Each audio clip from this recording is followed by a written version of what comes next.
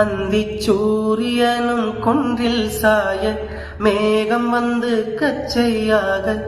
common தங்கும் மோகப்பூவில் முத்த கொம்மாளம்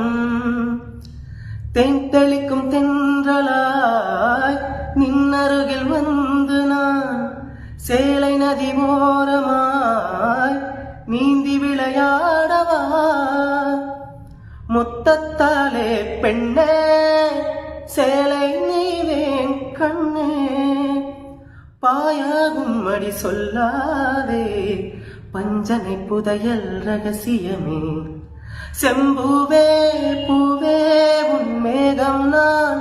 வந்தால் ஒரு வழியுண்டோ பாடிக்கொண்டு நடக்கும் மன்மத சிலையோ இமைகளும் உதடுகள் ஆகுமோ